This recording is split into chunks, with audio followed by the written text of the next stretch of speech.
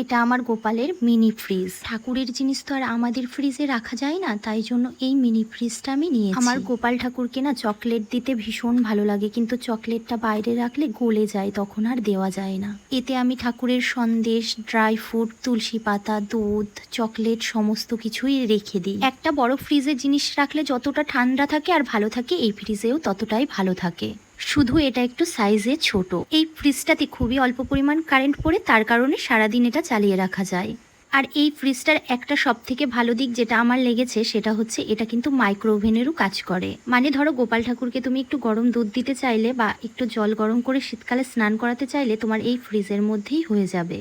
আর এই ফ্রিজটা প্রচণ্ড হালকা, তাই যেখানে খুশি তুমি সাথে করে নিয়েও যেতে পারবে। সাথে যদি ছোট বাচ্চা থাকে তাহলে তো কোনো কথাই নেই, রাস্তায় আমাদের অনেক সময়ই দুধ গরম করতে হয়, তো এই ফ্রিজটা সেই কাজেও লেগে যায়। এই ফ্রিজটা প্রথম আমি ফেসবুকে একটা দিদিভাইয়ের কাছে দেখেছিলাম, আর আমার ঠাকুর ঘরটা যেহেতু ছোট তাই আমি ভেবেছিলাম এই ফ্রিজটাই আমি কিনবো।